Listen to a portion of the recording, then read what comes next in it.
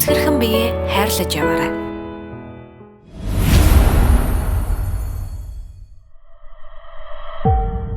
Умайн хүзүүний бүтэц.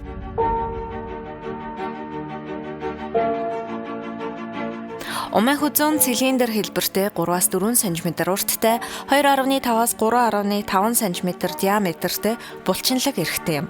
Умайн хүзүүний хэмжээ нь эмэгтэй нас, төрсөн байдал, жирэмсэн эсэх болон дааврын байдлаас хамаарна. Төрөөгүй өсвөр насныхан цэг мэт жижиг харагддаг бол төрсөн эмэгтэйд 100 хэлбэртэй байдаг. Умайн хүзүүнд үзлэг хийхийн тулд өтрээнд толь тавьдаг. Толь тавьж үзэх үед умайн хүзүү харагдана. Ингээд зөвхөн илэрхий өөрчлөлтийг харж онцлохоос гадна эс, эд, умайн хүзүү дурандах аргыг ашигладаг. Умайн хүзүүг гэмтээдэг дийлэн халдвар нь бэлгийн замаар халдварладаг. За умайн хүзүүний хортой хавдрыг үүсгэж байгаа шалтгаан хүний хөхөнцөр вирус. За хүний хөхөнцөр вирус умайн хүзүүний хавдрын 99% бол үүсгдэг. Мөн тамхитал бэлгийн замын халдварт өвчин, өтрээний өрөвсөл, бэлгийн замраагүй харилцаа эдгээр маань умайн хүзүүний хавдрыг үүсгэх бас нэгэн нөлөөлөх хүчин зүйл болдог. За хүний хөхөнцөр вирус 100 гаруй төрлийн хэв шинжтэй. Эдгээр хэв шинжээс 40 гаруй хэв шинж нь умайн хүзүүний хортой болон хоргүй хавдрыг үүсгэж байдаг. За умайн хүзүүний хавдрыг үүсгэж байгаа хүний хөхөнцөр вирусыг дотор нь 3 хэв шинжид хуваадаг. Өндөр эрсдэлтэй, дунд зэргийн эрсдэлтэй, бага эрсдэлтэй бүлэг гэж хуваадаг. Умайн хүзүүний хавдар манай орны хувьд бол тохиолдол өндөртэй оронд орж байна. За сүүлийн 5 жилийн судалгаагаар үзэхэд умайн хүзүүний хавдрын эрт илрүүлгийн шинжилгээнд нийт хамрагдвал зохих эмэгтэйчүүдийн 40 гаруй хувь нь хамрагдсан байна.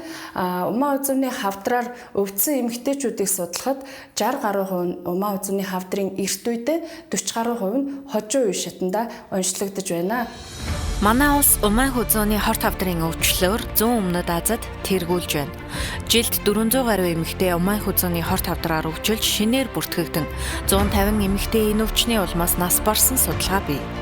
Умайн хүзүүний хорт хавдар эмэгтэйчүүдэд занхилан тохиолддог хорт хавдрын дотор 2-т бичигдэж, нийт хорт хавдрын шалтгаанд нас баралтын 3-т орж байна. Австралид умайн хүзүүний хорт хавдраас сэргийлэхийн тулд вакцинд хамрагдахыг уриалдаг. Умайн хүзүүний хорт хавдар Монгол улсад занхилан тохиолдох хавдрын 7%-ыг эзэлдэг байна.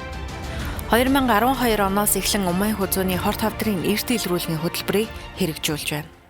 За умайн хүзүүний хавдраар өвдөхгүй байхын тулд эмэгтэйчүүд маань эрт илрүүлгийн шинжилгээнд тогтмол хамрагдаж байх хэрэгтэй.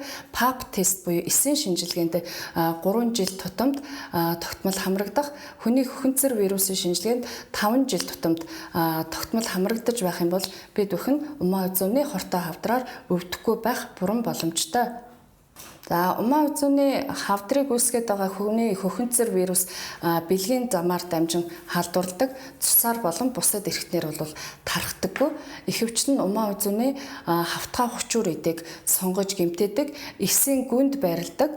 За эсийн суурин давхаргад ихэвчлэн удаан хугацаагаар унтаа байдалд байрлаж байдаг учраас залуу наснд умайн хүзүүний хавдар бол төдийл нь бол илэрдэггүй. 35-аас дээш наснд умайн хүзүүний хавдрын тохиолдол бол нэмэгдэж байдаг. Хүний хөхөнцөр вирусын халдвараар халдварлагдсан эмэгтэй болгоно умайн хүзүүний хавдраар өвддөггүй. За бидний дархлааны эд эсүүд сайн байгаа үед энэ хавдрын эсийг бол устгах чадвартай байдаг. Иймээс хүний хөхөнцөр вирусаар халдварлагдсан эмэгтэйчүүд болгоно өвддөггүй. Судалгаагаар үзэхэд 25-аас 30 хүртэлх насны эмэгтэйчүүдийн дунд хүний хөхөнцөр вирусын тархалт өндөр байгаа хэдиж умайн хүзүүний хавдраар өвдсөн тохиолдлын тоон бол бага байдаг. Умайн хүзүүний хорт хавдар бусад хавдраас онцлог, илүү судлагдсан байдаг. Өндөр хөгжилтэй улс орнуудад энэ өвчний илрүүлэг, оншилгоо, эмчилгээ бүрэн шийдэгдсэн тохиолдол багатай. 2016 онд Дэлхийн эрүүл мэндийн байгууллага болон Дэлхийн 7 том агентлаг хамтран умайн хүзүүний хорт хавдрыг устгах уриалга гаргасан. Үүнийг хэрэгжүүлэхийн тулд тохиолдол өндөртэй 17 орныг сонгож авсны нэг нь Монгол улс юм. Дэлхийн эрүүл мэндийн байгууллага 2030 он гэхэд умайн хүзүүний өмнө устгах зорилго тавьсан байдаг. Манай орон 2030 он гэхэд 100 мянгад 4% хүртэл бууруулах зорилготой байна. Аймагуудын дундаж хамрагдалт 50% байгаа бол Улаанбаатар хот 30 гаруй хувийн хамрагдaltaй байна.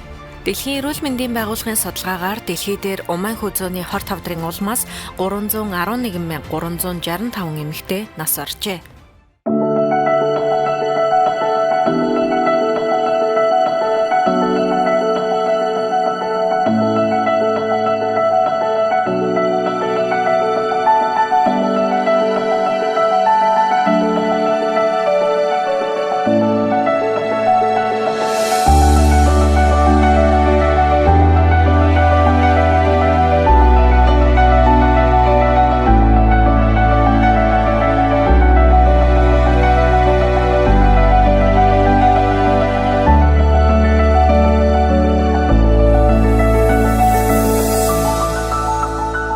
Жаргалтай гэр бүлийн төлөө эрүүл мэндэ хамгаалцгаая.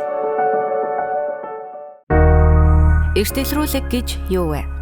Ямар нэг өвчний шинж тэмдэггүй хүмүүст хавдар байгаа эсхийг илрүүлэх зорилгоор хийж байгаа үзэлгийг эртэлрүүлэг гэнэ. Умайн хүзөөний эртэлрүүлгийн шинжилгээгээр умайн хүзөөний эмгэгийг илрүүлдэг.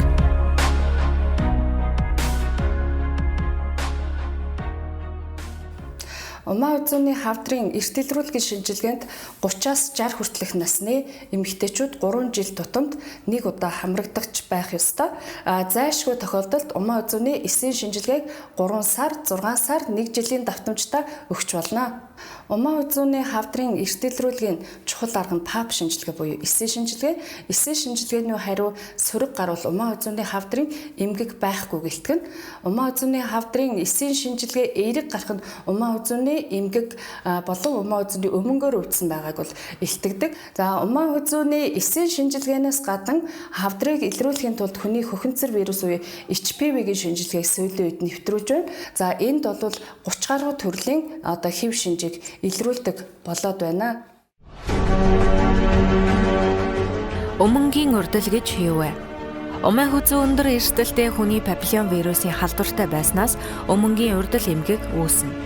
Бэлгийн харьцааны дараа өтрэнээс цустай ялгадас гарах, биений эмний мөчлөгийн хооронд цус гарах, цэвэрсэн эмэгтэйд цус алдах, эмчилгээ хийсэн ч өтрэнээс эвгүй үнэртэй ялгадас гарах, арилахгүй байх зэрэг нь өмнгийн шинж юм.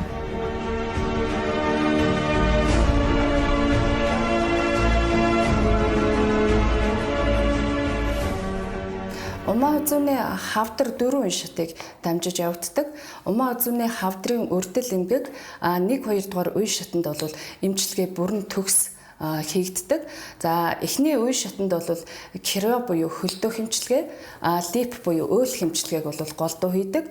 3-4 дугаар үе шатанд бол хим туяа эмчилгээ, мисцастлын эмчилгээ болон бусад эмчилгээг бол хавсарч хийдэг байгаа. За умайн хүзөөний хавдрын ихэнх үед бол шинж тэмдэг бол төдийл нь илэрдэггүй.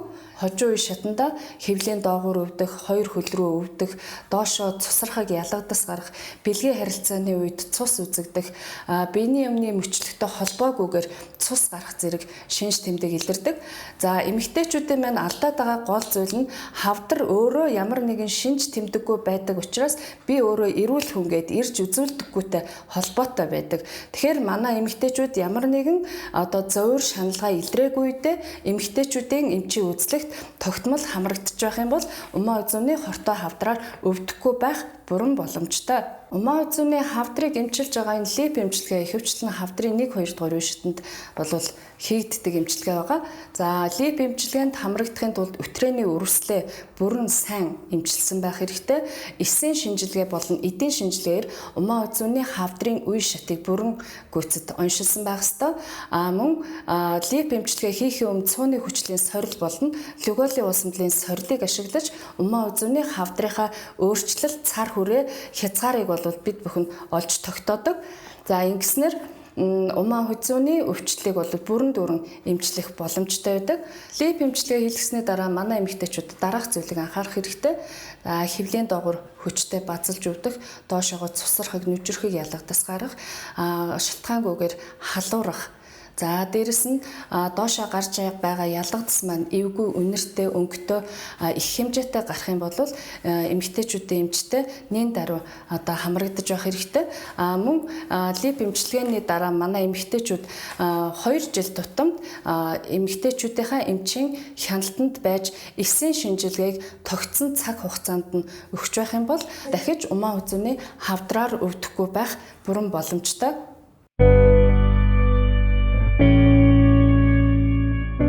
Лип эмчилгээ хийлгэсний дараах үйлдэлийг 1 сарын хугацаанд хориглоно.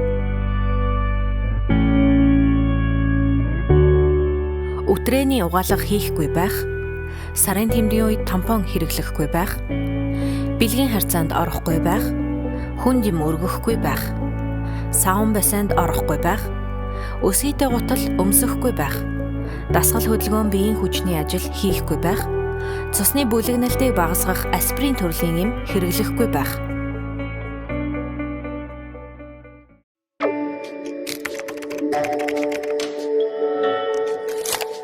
Бүсгүй минь та цэмцгэрхэн биеэ хайрлаж яваарай.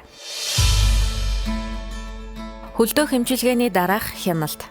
Умайн хүзүүний эмгэг өөрчлөлттэй хэсэгт 65-аас 85 градус хүднэр хөлдөө жимчлэх аргыг хөлдөө хэмжилгээ гэнэ.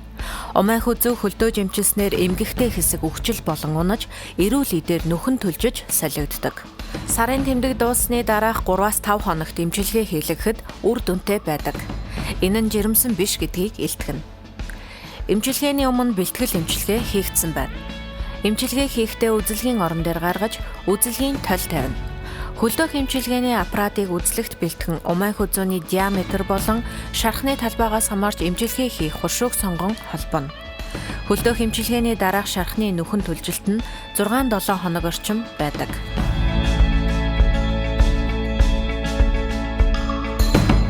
Умайн хүзүүний эмгэгийг онцлох явцад заавал хийгдэх ёстой шинжилгээний нэг нь эсийн шинжилгээ юм. Энэ шинжилгээг эмчилгээ эхлэхийн өмнө заавал хийдэг. Ямар нэг эвгүй мэдрэмж төрөөгүй, нүдээр харахад умайн хүзүү өөрчлөгдөөгүй харагдаж байлаач эмэгтэйчүүд жилдээ 1 удаа умайн хүзүүний эсийн шинжилгээ өгч байх хэрэгтэй. Эсийн шинжилгээг шпатл гэж нэрлэгддэг тусгай багажаар авдаг. Энэ багаж нь умайн хүзүүний хэлбэрийг дуурайсан мөрөө гадаргуйтай ба ямар ч өвдөлтгүй ажилбар юм.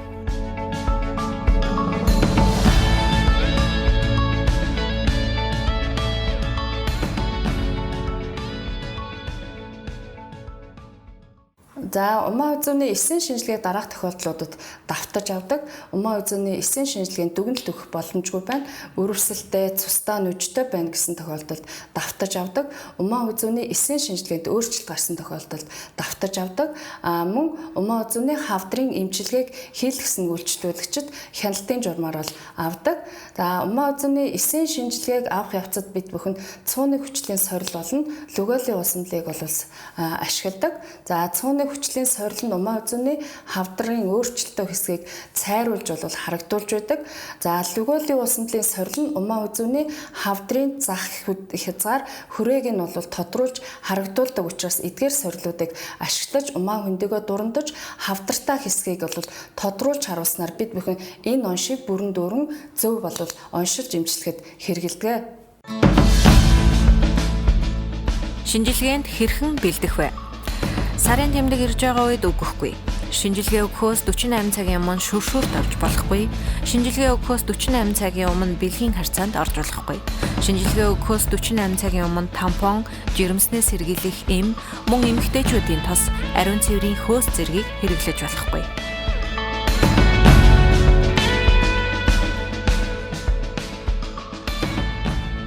Умаа үзүүний хавдраар өвдөхгүй тулд бэлгийн харилцаанд эрт орохгүй байх, бэлгийн ганц хавтагчтай байх, умаа үзүүний хавдрын эрт илрүүлгийн шинжилгээнд тогтмол хамрагдаж, умаа үзүүний эсийн шинжилгээг бол тогтмол өгөх, мөн хүний хөхөнцөр вирусын шинжилгээнд 5 жил тутамд өгч байх хэрэгтэй. Эмэгтэйчүүдийн умаа үзүү цэвэр ариун байснаар эмэгтэйчүүдийн өөртөө итгэх итгэл нэмэгдэж хосуудын нандин харилцаа бэхжиж байдаг. Эмэгтэйчүүд болгон ээж болдог. Ээж эрүүл бол гэр бүл аз жаргалтай. Тиймээс та эрүүл мэндэд анхаарч эмэгтэйчүүдийн эрт илрүүлгийн шинжилгээнд тогтмол хамрагдаарай.